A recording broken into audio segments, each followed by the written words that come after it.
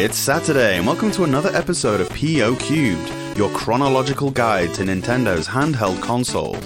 My name's DD Ash, and this week we're playing Fighting Simulator 2-in-1 Flying Warriors, Monster Maker, the Tower of Druaga, Chase H.Q, and RoboCop. Let's start the show.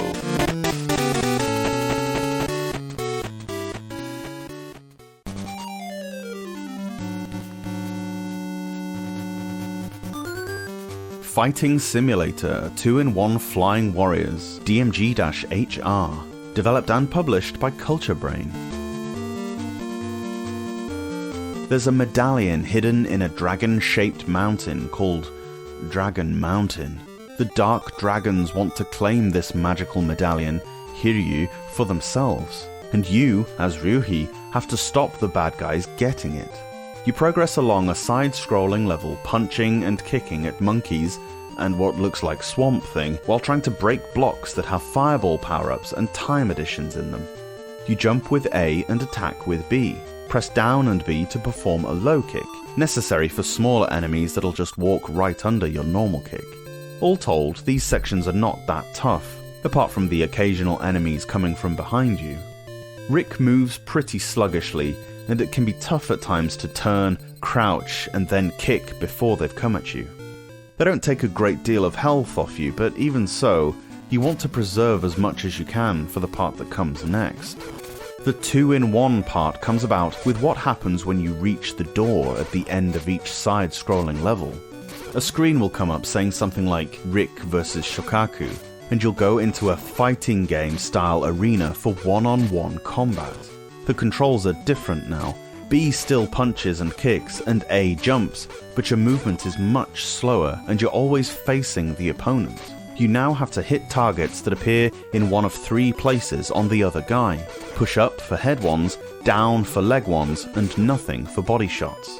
Also, these targets will appear on your body, so you need to hold away from the opponent and press B to block those 3 areas. This is really hard to get down, and the first boss will take a really long time to get past if you've never played it, due to the unfair combination of incredibly sluggish controls, glacial movement speed, and massive amounts of boss health. Oh yeah, also if you take too many hits, your sensei pops up and says, "This is no good, read the instruction booklet carefully and try again." Actually, dickhead, I have read the manual, and it doesn't help overcome the terrible controls. What's worse than getting your ass kicked by a poorly programmed game is the game then telling you that you suck at it and not letting you play on. Oh god, it's so bad. The gameplay is a real shame because Fighting Simulator looks and sounds really nice, and the idea of merging 2 similar genres into one title is something that interests me. It often works in music, so why not video games? The side-scrolling parts are actually not that bad. They're not massively interesting, but they play okay, and I maybe think that Culture Brain should have stuck to this. The fighting sections do not work at all, and it's not down to difficulty. The whole targeting system is a reasonable thing to try, although a more traditional style would have been much better. Being told how you have to fight the battle is unnecessary and weird. The problem with it is that it's too hard to pull off. I can stomach getting my ass handed to me by a tough game, if it's fair. The boss fights are hard for the simple reason that the programming is a broken mess, and that's something I find really tough to tolerate. A really nice aesthetic and a great soundtrack that was sadly wasted on poorly put together gameplay. What a pity.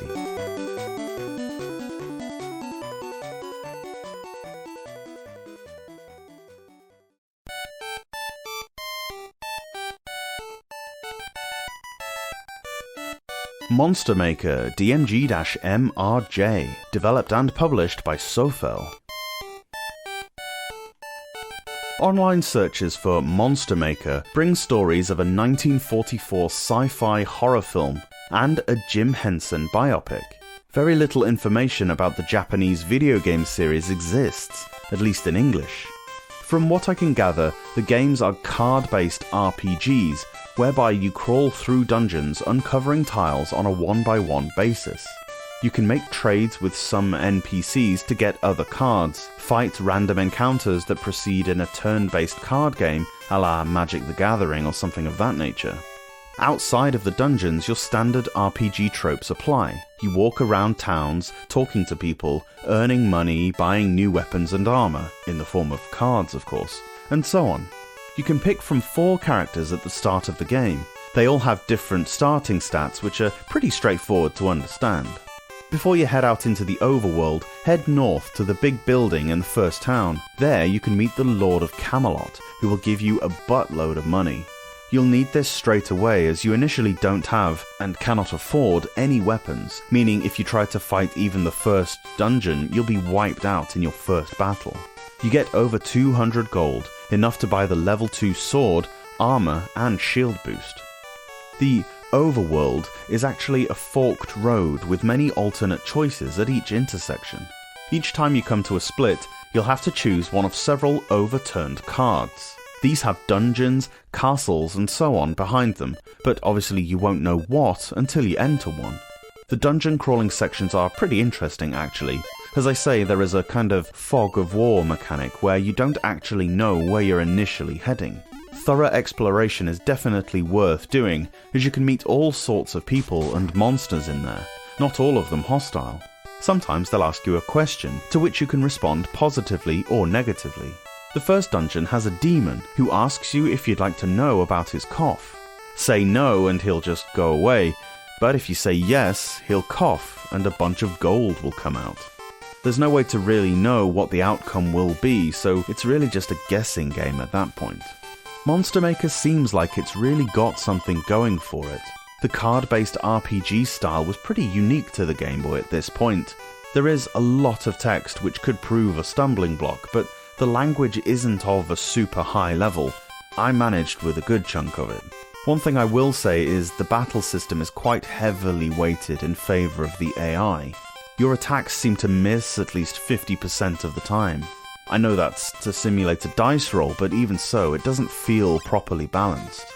If you're up against 3 enemies, you're probably going to be defeated within a couple of turns unless you're really lucky with your hits. Sure, you only go back to the previous town, and you can save at any time, but you lose money. If you've been saving up for the sorely needed weapon and armor upgrades, this can get pretty tiresome. What Monster Maker tries to do is exciting, although it never quite reaches its goal. There are 2 more games in the series though, one which actually uses the barcode scanner. Perhaps they'll be a little fairer.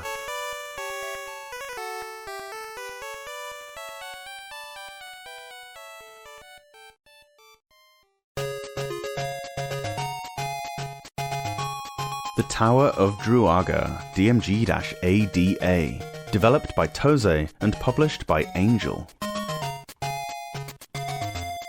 Action RPGs are lovely things, and were one of the really big steps upward in video game quality that materialized towards the end of the 80s with landmark games such as The Legend of Zelda and Hydlide, really peaking in the 90s with things like A Link to the Past and Illusion of Gaia. And while perhaps not as prominent as turn-based or battle-style RPGs, this sort of game never really went away.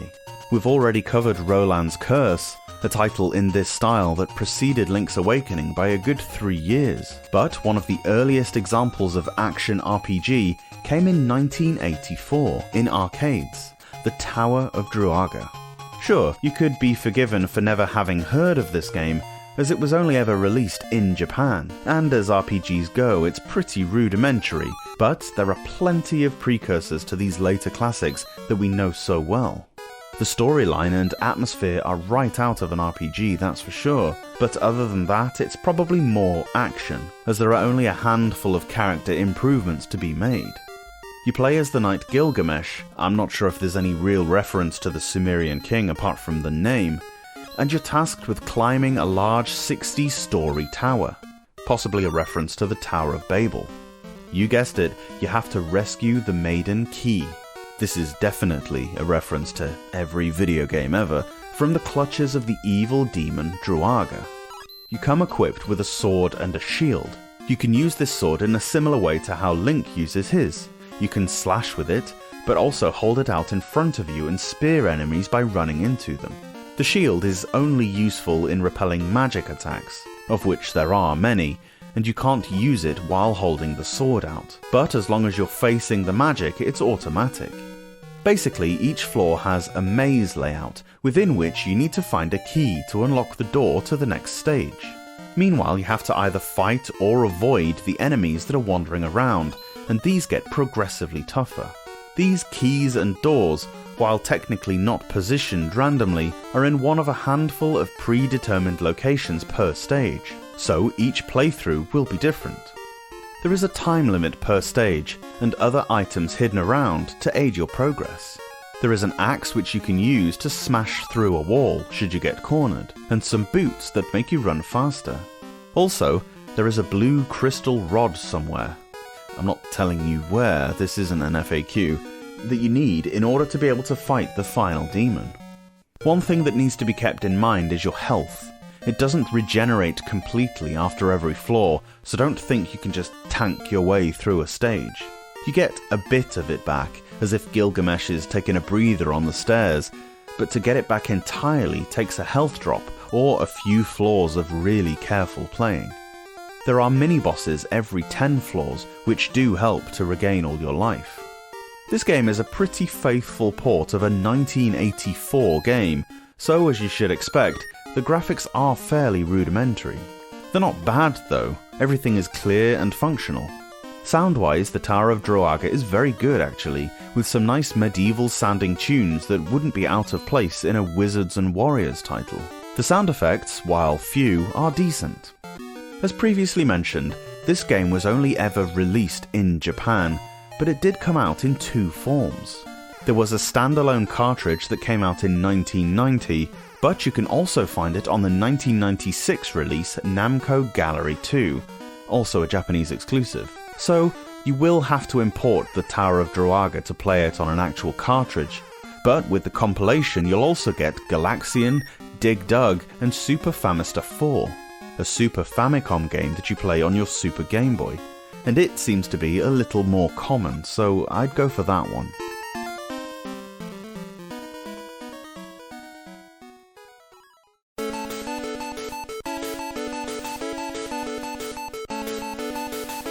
Chase H.Q. DMG-HQ, developed by Bits Studios and published by Taito Corporation in North America and Japan, and Bandai in Europe.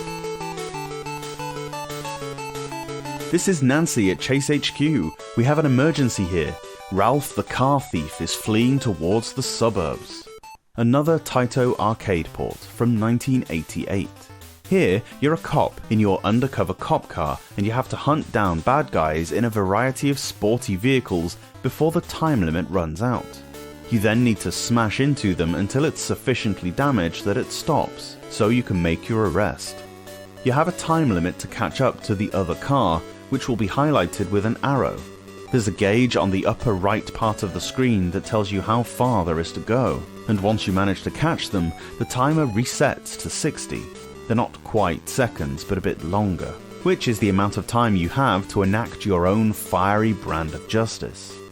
The damage gauge on the left is not your own, your car is invulnerable, but the health of the guy you're chasing. There are two control schemes. The first one, you have to hold up to accelerate and also use left and right to steer. A is turbo and B shifts you between the two gears. I find this one pretty hard. The alternative uses B to accelerate, select activates the turbo, gear shifts with A. This is much easier and your left thumb won't get as tired. It doesn't help you cope with the slipperiness of the car though, that's just something you'll have to adapt to. You need to keep an eye on your speed and shift when you hit about 90 or figure out the audio cues. You get 3 turbo boosts per stage, and I find it's best to save them as much as you can until you catch up to the car, as when they see you and your siren starts blaring, they seem to get the wind up them and put their foot down. Along the way are other cars who erratically drive all over the road, but these explode into a fiery inferno should you run into them. You don't take damage, but inevitably you'll spiral off the road and hit a cactus or something, which allows your prey to get further away from you. You can probably afford 2 or 3 crashes in the time limit, but not much more.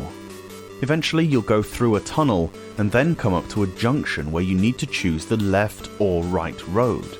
The game tells you which one in plenty of time, but don't worry because it's always the left one. Every time. One of these days I'm going to take the right road to see what happens. Down this road are boulders scattered all over the place, which are bigger than your car, but you can still drive into without getting hurt. Your car is made of diamonds, clearly. By the time you reach stage 3, everything starts to look awfully familiar.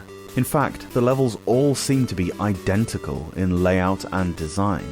The road is the same block shade as the grass, with the track designated only by striped lines either side. Chase H.Q sounds pretty good. The siren is a little grating, but the music rocks and really fits the game's motif. I just wish there was more to look at.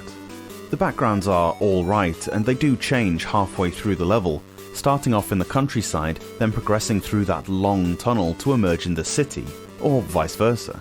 There are 2 main issues that keep me from really enjoying this game. The first is the annoying mechanic whereby hitting the back of a civilian car causes you to spiral off the track even if you're going in a straight line. So not only do you hit a car which slows you down, you then hit a roadside obstacle which stops you entirely, and this is unavoidable. This can be countered by just not sucking at the game, but the second one is the big one. All the levels are the same. The car you're chasing looks different, and the name and profession of the criminal changes, including Antonio the Foreign Terrorist. Wow. There might be more cars on the road and a shorter time limit as the levels progress, but the routes you take are always the exact same. The lack of any sort of variation is a really poor showing that cannot be overlooked or excused.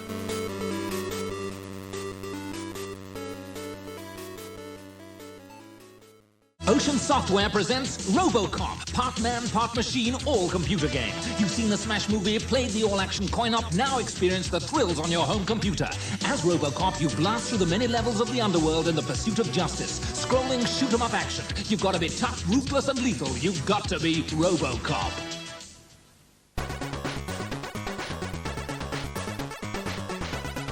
RoboCop DMG-CP, developed by Data East and published by Ocean in North America and Europe, and Epic Sony Records in Japan. Why do I immediately worry that this is going to suck?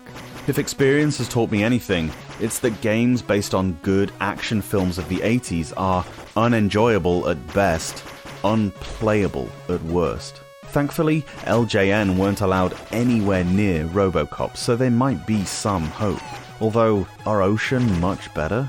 This is a side-scrolling shooter/beat-em-up where you walk from left to right, can shoot horizontally, vertically, and at 45-degree angles.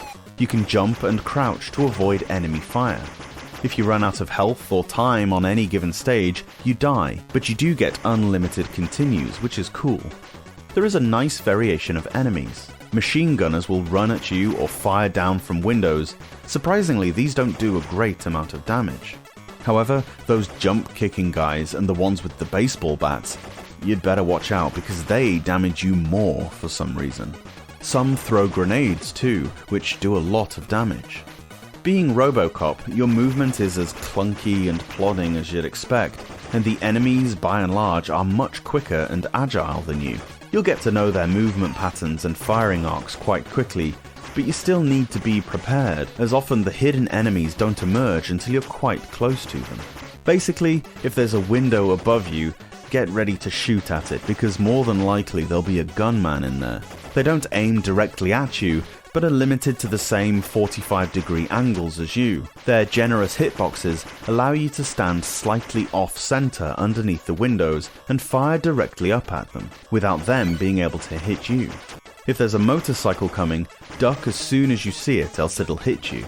If you come in close quarters with an enemy, RoboCop automatically starts punching enemies. This is the only way you can pass through barrels. There are power-ups you can get. The P pickups are health, and there are spread shots and fireballs, with limited ammo.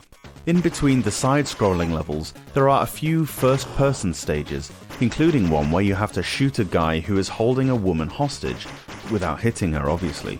This is executed really well actually, controlling the crosshair is more accurate than you'd imagine. Hit her twice though and she'll die, which will lead to a game over. The bosses are tough as nails. Fighting Ed209 for the first time is really tricky. You have a very strict time limit and no gun. So you're required to avoid the gunfire and then get in close to punch a couple of times before backing up. It's tricky but figure-outable. There's a glorious soundtrack in this game.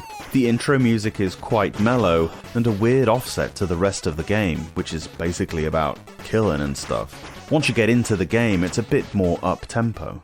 It's a nice looking game as well. I particularly like the screen wipes at the start of the stages, and everything's clear with accurate hit detection. The game gets really tricky towards the end, but with unlimited continues it's certainly beatable. A good difficulty level I'd say, and I'm not put off by the slow character movement as an agile RoboCop wouldn't be realistic now, would it? Decent movie conversions are few and far between as we know, and this one's great fun actually.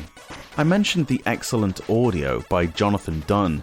The intro music was curiously chosen to market kitchen appliances here in Europe on some TV ads in the early 90s. The song appeared in all Ocean variations of this game, but it was the Game Boy one that was chosen. Very weird. The commercial itself is like a fever dream. Definitely one to look up on YouTube. Search Ariston RoboCop or something.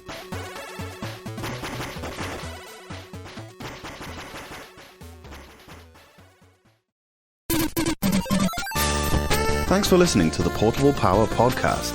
If you want to support the show, the best way to do so is on Patreon at patreon.com/Portable Power Podcast. Or subscribe on the YouTubes. We have and on and on and on and Ariston and on and on and on and Ariston.